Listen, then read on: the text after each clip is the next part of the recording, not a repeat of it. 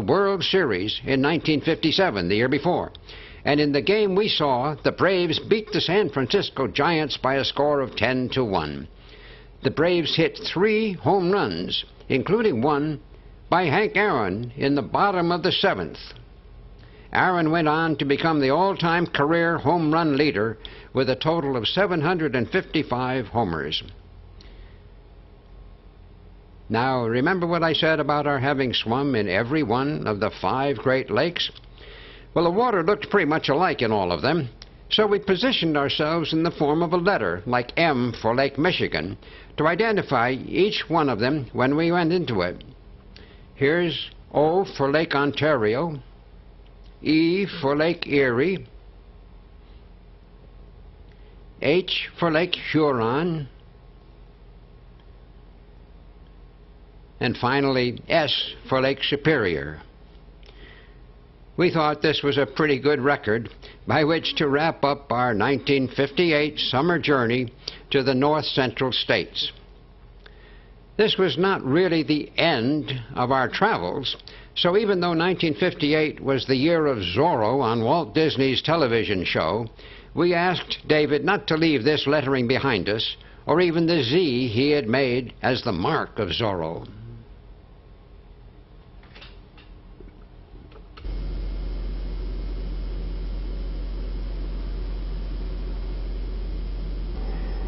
"1959 was our year for going south, and it was our longest trip yet. We added 14 new states to our list of having visited, plus the District of Columbia, Washington, D.C. We started out as usual in our home here in Mothersfield, Connecticut, and on down, and we spent some time in New Jersey. And then we went on down to Pennsylvania and Philadelphia, and on down through Delaware and Maryland, and on to Washington, D.C. After doing Washington, we went on down through Virginia and along the coast here to North Carolina, and then down through South Carolina and Georgia, and then Florida, the whole Florida peninsula down to the Keys at the bottom, and then back up through the middle of Florida and on across the Panhandle and through a little bit of Alabama and Mississippi and to Louisiana and New Orleans. And from New Orleans we went back up through Mississippi, Alabama again, up to Tennessee, Chattanooga, Tennessee, and then on up through the Blue Ridge Parkway in Virginia and through a corner of West Virginia, and then to Pennsylvania again, and then home as fast as we could. We spent a lot of time getting ready for this extended 1959 trip. We had to learn a lot about station wagon living, because for 30 days our family of 5 would be cooped up in our well-packed station wagon for as many as 5 or 6 hours a day, traveling to all the historic and scenic places we had picked out to visit in the South. This was the year that hula hoops became a fad, and all 3 of our children found that swinging their hips around to keep a hula hoop from falling down was an excellent way to exercise in between long stretches of driving.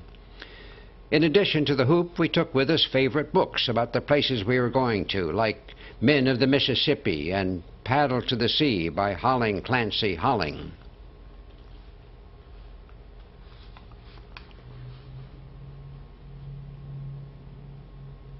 On all our trips, we liked to collect window stickers for each state we visited and for major attractions that we particularly enjoyed. And by this time, we were running out of space to put stickers on the side windows of our car. But each sticker brought back pleasant memories, as well as enhancing our anticipation of new sights to see. Finally, we were ready to depart on a journey that would take us a total of nearly 6,000 miles. Sightseeing south, with an average daily driving distance of approximately 200 miles, sometimes considerably more, sometimes much less. Our mode of traveling was for each person to take with them a small sack of personal belongings like books, papers, games, and extra clothes to keep with them in the car while driving. Meg and I occupied the front seat, and the 3 kids were in the back, rotating window seats on a daily basis. We had the trunk and roof of the car fully loaded, as well as the little trailer behind, and though I did most of the driving, Meg took the wheel a good share of the time. The first day, we drove all the way to Watchung, New Jersey, where we set up our new camping equipment in the extensive yard of the new country home of Meg's parents. We had no problem maneuvering the car to just the spot we wanted because the wheel on our little trailer would just reverse itself when we backed up and then revolve again when we started forward. Even driving over bumpy ground didn't seem to bother it.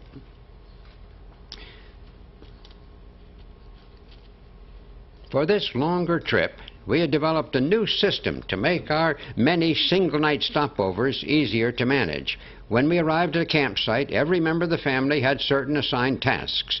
The trailer served as our traveling pantry. It was carefully packed with a special place for every piece of equipment, including a portable stove, a folding metal table with little folding stools, which were Danny's responsibility, an ice chest, food boxes, and cooking and dining utensils.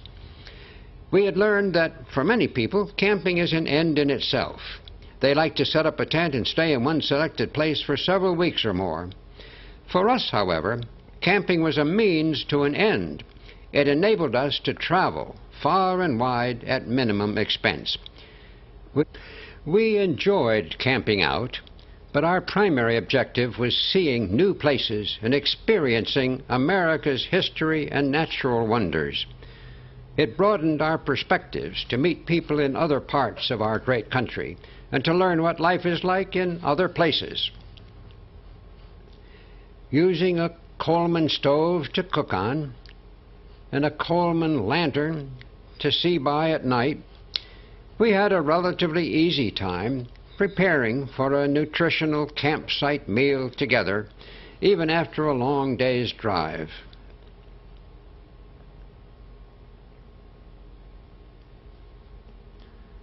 Our sleeping arrangements this year were radically different.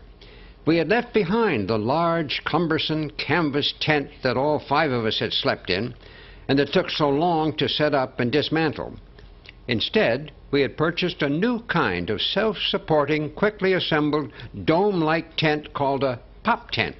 After fitting the ribs together and pressing down on the top to engage a central latch, you just lifted the tent into the air and pop, the bottom spread out to the width of its canvas floor. Meg and I had a double sleeping bag which we used comfortably in this handy zipper-doored little tent. For the 3 children, we now had worked out a unique system which enabled all 3 of them to sleep inside the station wagon. I had built a wooden platform to fit on the floor in the rear of the wagon. The platform contained 3 compartments, specially sized to hold the small individual suitcases which each of the children had for their clothes and other necessities. Each child also had an individual sleeping bag and air mattress, which we could unroll and pump up right in the car. In addition, I had built a companion wooden platform which, when the back seat was lowered, could be pulled over and dropped down to provide an extended floor space upon which to spread Mary and David's sleeping bags. We used a foot pump to inflate the air mattresses. Daniel was short enough so that when the back of the front seat was lowered, he could sleep crosswise there in his sleeping bag. So everyone was snug and comfortable, even when it rained.